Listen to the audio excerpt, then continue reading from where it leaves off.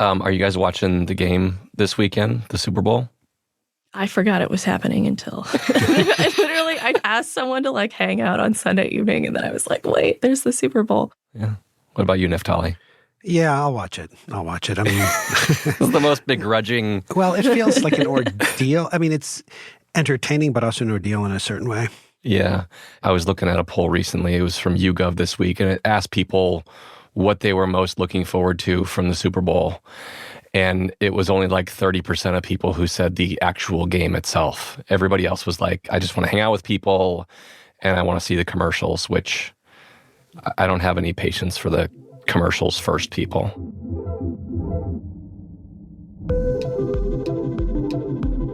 From the newsroom of the Washington Post, this is Post Reports. I'm Aaron Blake, senior politics reporter and host of the Post Reports weekly politics roundtable. It's Thursday, February 6th.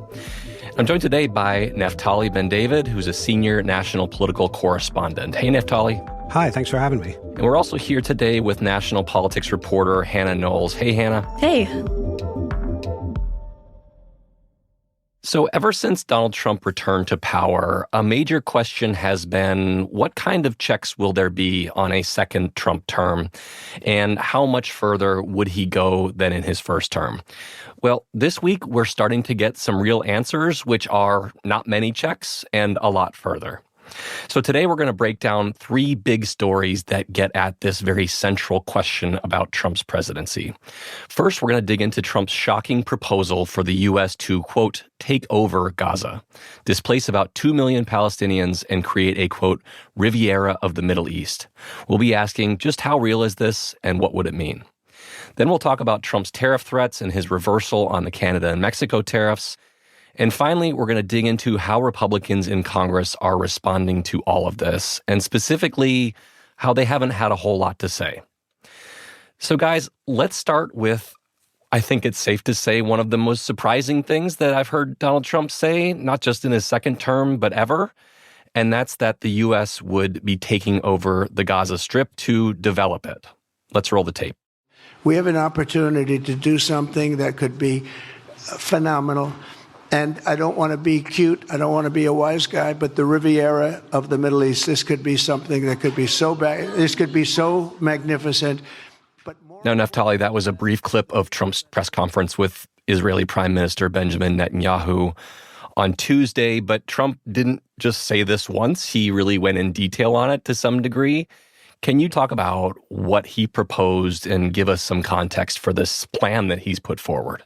Well, I think it's fair to say that a lot of the details have not been forthcoming, but it seems like essentially the idea is to persuade or force, it's not really clear, the 2 million Palestinians who live on the Gaza Strip to move and perhaps be resettled in either Jordan or Egypt. And then the United States would take it over and create, it seems like some kind of a vacation paradise. I mean, there's a way in which he seems to be looking at this like a real estate developer, like the real estate developer he was.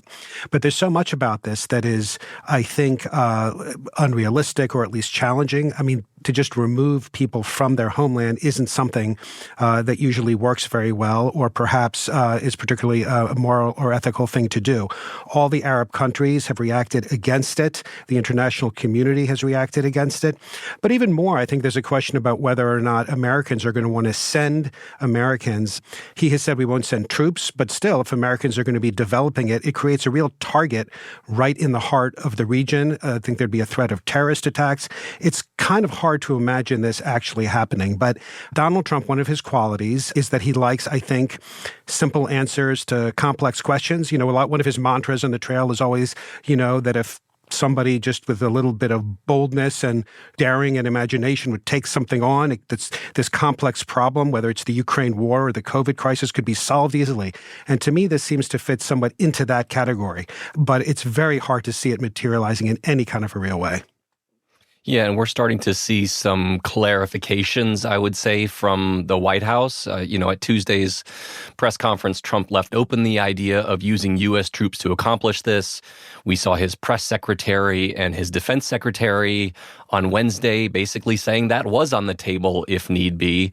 And then on Thursday morning, we saw Donald Trump weigh in on Truth Social and say basically that troops wouldn't be necessary, that this would actually take place after Israel had already dealt with Hamas and there would be no need for troops. I think we're always looking, Naftali, at this and wondering, like, what's Trump really getting at here? He puts an idea out there and then it's, changed slightly, and then he sees how people react and changes it up. I guess does there seem to be a plan here? I mean, my instinct, and this is just somewhat, theoretical, is that it is more of a seat of the pants, off the cuff kind of idea. I mean, there's been a lot of talk about, is there strategy here? Is it a bargaining position? Is he adopting the madman theory of international relations? We may be overthinking it. I mean, I think he just perhaps looked at it, thought this would be kind of a cool way to solve a lot of problems, and came out with it. And you're right, they've been back and forth on a lot of things. But one of the striking issues about this is one of his main messages is that the U.S. has had too many entanglements overseas, including in the Middle East. He wanted to pull back. He has a whole America First idea that involves that, we should not be getting ourselves in the middle of big, complicated problems overseas. He's been criticized for that and praised, but this seems to go completely against that. The idea of a huge American development right in the heart of the Middle East, bordering Israel and Egypt, and in the middle of the cauldron that the Middle East has been for more than a century. It does seem to run contrary to a lot of his other messages. Yeah, Hannah, I wanted to ask you about that because, as Naftali notes, this is a president who has run on America First for his entire political career. He really launched his political career in some ways by decrying the idea of, quote, nation building in the Middle East. If you look at his past comments, he often held up the idea of nation building as not what America should be about, that we should be focused on our own people. But I haven't seen a whole lot of kind of pushback on him from Republicans and from kind of the America First crowd. What are you seeing as far as reactions to this from the people who could actually matter to affecting this proposal? Yeah, I mean, I think what's interesting is you've seen like the MAGA base actually embrace some of Trump's like expansionist ideas. I don't think people are really into this one related to Gaza, and I think people kind of just maybe shrugged it off as like Trump being Trump or Trump saying kind of outlandish things. But, when Trump talked about, I want to take over Greenland or I want to take over Canada, right? Like his fans actually embrace that, even though it is really, raises a lot of questions about like what kind of commitments would that mean for the United States? And of course, you had the Republican, senators and Congress members who were asked immediately about Trump's Gaza comments. And my favorite quote was from Senator Tom Tillis, who said... He's a Republican from North Carolina. Yeah, it was something like, I think there's a lot of kinks in that slinky, which apparently is not even a phrase. Like, that's just something that Tom Tillis coined, I guess. But yeah, it often seems like these guys kind of react initially as if like, well, I'm not going to prejudge this idea, but then they kind of say without saying that they think it's a little bit crazy. I think that was a similar comment from Senator Lindsey Graham, Republican from South Carolina, who basically, didn't rule it out, but was kind of like, I don't know if we should be sending American troops overseas. Does that just kind of reflect the difficult balance that Republicans are dealing with right now, Hannah, where they don't want to be seen as questioning the president of their party? For sure. Yeah. If they're pushing back, it's in the most polite way possible. Yeah, I think we've seen that a lot, which we're going to be talking about later in the show. Naftali, Israeli Prime Minister Benjamin Netanyahu, as I noted, was at that press conference on Tuesday when Trump made this announcement. I think it's worth noting that he didn't endorse this idea himself, but he looked kind of happy when Trump was saying it. I kind of wonder, to the extent this was a part of a strategy from Trump, if this is some kind of a negotiating posture where, maybe the threat of the United States getting involved in the Middle East is held out there, and that's intended to get some of these countries like Saudi Arabia, maybe Iran, to do things that we want them to do or that Israel wants them to do. Is that a plausible read on what Trump is doing here? I mean, I think it's possible. It's certainly not a novel negotiating technique to propose sort of an extreme idea. And then when you back off, people treat it as something much more reasonable than they might have otherwise. It's hard for me to know if that Trump had really thought it through quite to that degree, but it may have that effect. Bibi Netanyahu, of course. I don't think he really thinks it's going to happen, but hearing that that's where Trump is coming from, I think is something that he views very positively. It probably should be said that many people in Israel itself cringed at this idea, both because they don't think it's realistic and because, it's been called ethnic cleansing. And I mean, in some ways, it's hard to avoid looking at it that way. You're talking about removing a group of people from a place that they consider their homeland in order for somebody else to occupy it. I mean, if there's one thing we've learned throughout history, people are really attached to their homeland. I mean, people will fight for it. They will die for it. I mean, among the many reasons why this seems unlikely to become reality is that kind of just historical truth. And so I think Netanyahu was happy about it more because of where it tells us about where Trump is than because he probably believes that it's going to become a reality. Yeah. The idea that these moves are a negotiating tactic is a thread that I think runs through another recent development with President Trump, and that is his threats of tariffs on Canada and Mexico, which he pulled back on this week. They were going to take place on Monday, and then after negotiations with Canada's and Mexico's leaders, he said that he would no longer be instituting these 25% tariffs on goods from their countries. That's going to be delayed for 30 days while negotiations continue. Guys, Donald Trump has basically declared victory here and assured that he got some significant concessions from these countries. A lot of them have to do with the border. But I wanted to ask, is that kind of victory claim warranted here? And what did Trump actually get out of these negotiations? Well, I mean, I think the things that he got are, some would call them modest. I mean, Mexico agreed to send 10,000 troops to the border, which is something they've done in the past. In 2019 and 2021, they sent 10,000 more troops both of those years. That's right. And Canada has agreed to several things, including appointing a fentanyl czar and also adopting a border plan that had already previously been proposed and was in the process of being adopted. But the story that Trump seems to be telling is things were really terrible. There were immigrants pouring over the southern border and fentanyl pouring over the northern border. Then I issued these threats. Now things are better. I think every part of that is probably open to some kind of challenge, but it's a story he often tells. It's a very succinct narrative and it's very politically resonant. And so I think that's kind of what he's setting up here. But I think countries are learning that if they can put themselves forward as having done something in response to Trump's action, then that may satisfy him and he may back down from his initial threat. Yeah, and I think a kind of case in point on that is Canada's moves on fentanyl. The amount of fentanyl that crosses the border from Canada, at least the amount that has been intercepted, is 0.2%, at least it was last year, of the amount of fentanyl that makes its way across borders into the United States. So this is not, relative to the larger problem of fentanyl, Canada is not a major part of that problem. Hannah, I also wanted to talk briefly about the tariffs that did go through on Monday. Trump, along with his announced tariffs on Mexico and Canada, which he pulled back on, actually did move forward with a 10% tariff on China. He accused China of allowing fentanyl to be trafficked in the U.S. I think it's important to note that it's not clear that the tariffs are necessarily going to help with that. And China has also responded to these tariffs by saying it would levy a higher tax of 15% on certain U.S. goods. Hannah, we did see Trump do tariffs on China in his first term. We talked a lot about a trade war. How much is this similar to that, and in what ways does it differ? Yeah, so these new ones are broader because they apply across the board. And they're also on top of existing tariffs. And so what was interesting was Joe Biden actually kept a lot of Trump's China-related tariffs in place because, they are popular when you talk to a lot of voters in the country. And so this is like if you had some goods that were under like a 25% tariff, say now you're adding 10% on top of that. Right.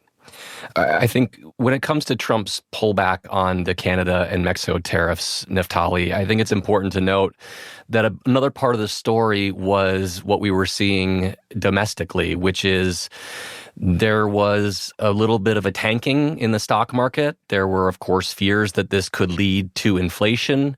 Trump often talks about these tariffs as kind of a win-win, like these are paid by other countries, when in fact they're costs that generally get paid by American consumers.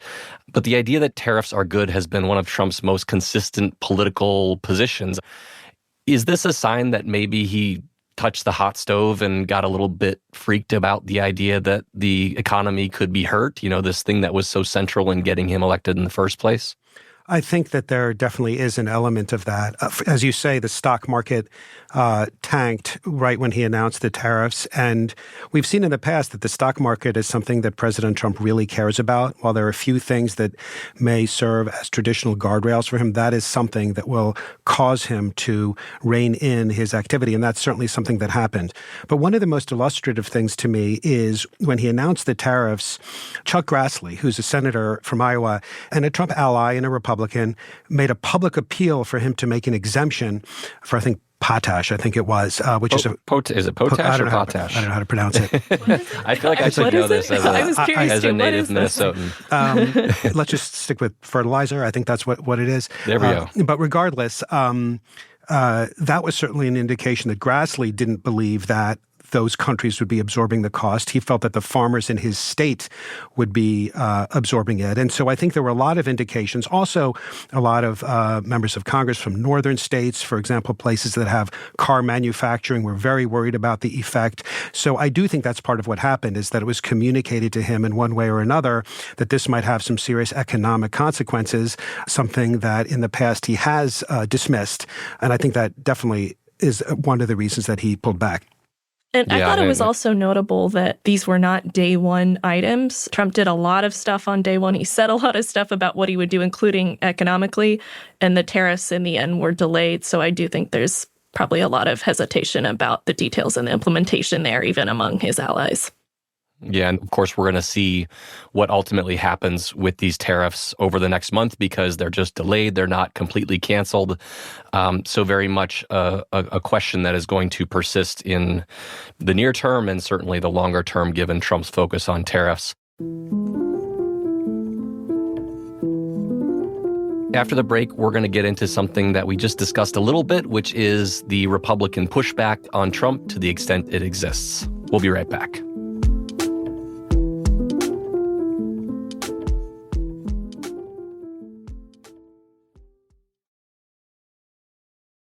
So we've touched on this a couple times already on this show, and that's the lack of pushback on Trump and how careful Republicans especially are with questioning the things that he says he wants to do.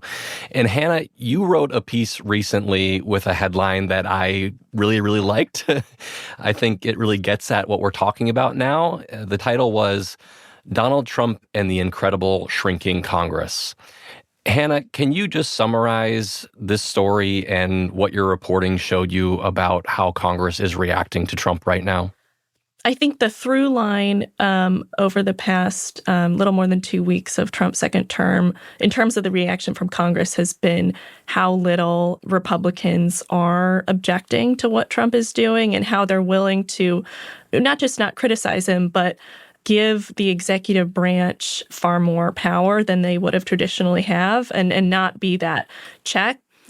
First of all, we had Trump saying, actually, we're going to give TikTok more time to comply with this banner sale law that Congress passed last year. That passed overwhelmingly in Congress, including Republicans. For sure, with huge bipartisan support. And the law really doesn't leave wiggle room if TikTok has not made moves toward the kind of sale that lawmakers were hoping to force, to have it not be owned by a Chinese company. And yet Trump, who just likes TikTok now because he thinks it helped him with younger voters, he decides, we just don't have to really enforce it. And so that right away is blatantly kind of saying, I'm just not going to comply with this law that you passed. Then you have the Trump administration freezing federal grants and loans. You saw a little bit of pushback on that from lawmakers, and privately they were kind of scrambling to figure out what is going on, how can we dial this back? But in public, they said, oh, this is great. This is part of his crackdown on the bloated bureaucracy. And more broadly, Trump's team is interested in using something called impoundment, which is basically just the president canceling funding or reducing funding that's been appropriated by Congress. And they want to overturn court precedent on that and use that even more going forward. And to give this some context, if I could, there was a time not that long ago when, particularly in the Senate, leaders of both parties really believed in the institutional independence and power of the Senate. And they would stand up for it, often against their own president. You think of somebody like Robert Byrd, the longtime Democratic leader from West Virginia, or Howard Baker, Republican leader from Tennessee. They cared about the Senate as an institution, and they saw it as a check and, in some cases, an adversarial chamber, when it came to the president. That seems to be, by and large, gone. I mean, I don't want to overstate it, but increasingly, both chambers of Congress seem like they're extensions of the president of their party. I mean, one thought experiment you could do, I don't want to overstate this, but look at Elon Musk and the Doge organization that he has and what they're doing. I mean, picture if Joe Biden had brought in one of his big donors to create an organization that would then go through the personal financial records of millions of Americans in the Treasury. How do you think Republicans would respond to that? Yet, when it's happening now, there's been remarkably little pushback. So I do think we're in an era where members of both parties, but we're seeing it particularly with the Republican Party now, follows the president almost no matter what he does or what he says. Yeah, Hannah, I've been writing and really struck in recent weeks and months by a number of Republican members of Congress who have basically come forward and said, because Donald Trump won this election decisively, and, we can debate whether it was decisive. He won by about 1.5 percentage points in the popular vote. Because he won so decisively, we should basically do what he wants. Like, the American people asked for Trump, and we should give Trump what he wants. It just seems to be a real kind of justification to throw up their hands to some degree, doesn't it? Yeah, for sure. I think it's the constant refrain when they're inevitably asked about, these moves Trump is taking that just make massive headlines every day. I think that the biggest challenge probably to Congress's power so far was, and Naftali alluded to this, what Doge has been doing with USAID. And that also involved U.S. Agency for International Development. Yeah, which at first it involved Trump by executive order saying we're going to pause foreign aid in general. And then you also saw workers at USAID, this massive agency with more than 10,000 staff, being told not to come into work. The offices were closed down, just like a total halt in their work, pretty much. Yeah, and we've talked about the idea that Congress is kind of turning over its prerogatives to Trump and Elon Musk. But the other side of it, as Hannah just kind of alluded to, is that on some of this stuff, the things that Trump is doing don't really align with where the Republican Party has traditionally been, or the things that these Republican members of Congress have said they wanted in the past. I think tariffs is probably in line with that. The Republican Party was very much a free trade party for many years, up until recently. And then another thing we saw this week was on the same day, Republicans in two committees voting to advance, unanimously Republicans voting to advance former Democrats as Health and Human Services Secretary and Robert F. Kennedy Jr. and as Director of National Intelligence with Tulsi Gabbard. There were no Republican votes against either of them. They will move forward into the full Senate now, where we'll see what happens. I guess, Hannah, what does it say about where the Republican Party is that there didn't seem to be any kind of a conservative backlash to confirming these people? I think it underscores what we've already said, right? That there's just not going to be significant pushback, even when they're faced with nominees who I think privately a lot of Republican senators would have had reservations with. There was a moment of suspense last week in the confirmation hearings where you saw Tulsi Gabbard being pressed in committee on her views on Edward Snowden, and she declined to say she thought Snowden was a traitor. And that, clearly she was pressed by Republicans on this, multiple Republicans. Clearly upset some Republican lawmakers. You saw Bill Cassidy, who was a key swing vote for RFK Jr., really appealing him to come out and say, I don't think that autism is linked to vaccines, and he's a physician. He cares about this issue. And then in the end, they caved. And so it was a bit anticlimactic. But if there was going to be a moment where these Republicans came out and defied Trump, I feel like this would have been it. And then it wasn't. Yeah. So Naftali, what do you think are some of the big looming issues that are really going to test this kind of uneasy, consent that Republicans are giving to Trump on some of these big issues? What are the flashpoints that we're going to see in the months and years ahead that are really going to test that? Well, it's a little hard to predict, but I do think that Trump's going to continue with his threats of tariffs and perhaps will impose some more. I think the stock market may react to that the way that it did, and that's going to be a big test. I think if he pushes ahead with some of the more dramatic threats that he's made in terms of mass deportations and building a huge facility in Guantanamo to house thousands and thousands of people, I think even pretty strongly anti-immigration Republicans may have to deal with the political fallout of that. I think one of the things I'm really going to watch in the next few months is presidents typically are at the height of their political power right after being elected. And almost inevitably in the months that follow, a little bit of buyer's remorse sets in, and often a president overreaches. That's just a fairly typical pattern. Now, Trump has defied political rules for years, and so maybe that won't happen with him. Obviously, he has tremendous clout within the party, and I think that's one reason that so many Republicans are sort of swallowing hard and going along. But what the political dynamics are in the months to come, I think is going to be very critical to see if this pattern that we've been talking about continues. Yeah, I think it's safe to say that we'll all be watching Donald Trump's approval rating, which has been higher than it has been historically, really higher than ever before, and where that goes in the weeks and months ahead. And if it goes down, will we see Republicans start to kind of draw harder lines with him on the things he wants to do? I think it's a fair question. Hannah, a related piece of this that I wanted to get to and bring in some of our reporting on this is the idea of quote unquote flooding the zone. What are you seeing from Democrats as far as the battles that they're picking right now? Democrats have really leaned into making Elon Musk the villain, which is interesting.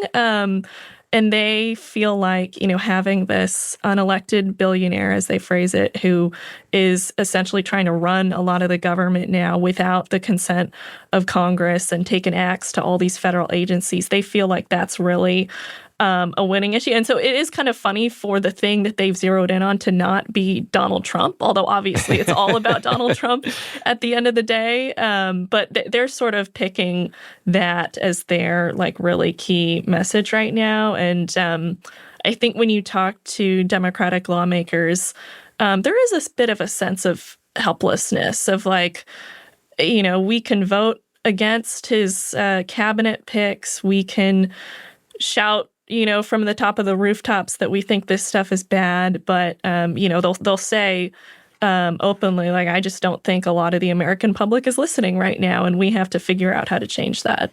And one of the few venues that they have is the courts, for the very reasons that Hannah was talking about. Politically, they don't have a lot of options. But many Democratic groups, or at least liberal groups, have taken various actions of Trump to the courts. And they've even started having some success on things like birthright citizenship or the spending freeze that we talked about. There was a recent ruling against Trump on the question of transgender prisoners and where they should be housed. And so I think for a lot of the Democrats, even as they throw up their hands, at least for the moment, on the political arena, are looking to the judicial arena as a venue where maybe they can have some successes. Yeah, I think that's fair. I think it's worth noting that the courts take a while to work their way through things. And of course, we have seen the Supreme Court sometimes check Donald Trump in his first term, but they also gave him some significant things recently, including a broad grant of immunity that we hadn't seen for a president before. That could certainly be a major part of what we experience over the next few years. Guys, we're going to leave it there for now. Thank you both for coming on the show. Thank you. Thanks for having us. Hannah Knowles is a national politics reporter, and Neftali Ben-David is a senior national political correspondent for The Post. If you're tuning in via the Campaign Moment show feed, please make sure to go follow Post Reports and The Seven for even more politics coverage throughout the week. Today's episode was produced by Peter Bresnan and mixed by Sam Baer. It was edited by Lucy Perkins and Rachel Van Dongen. I'm Aaron Blake. See you next time.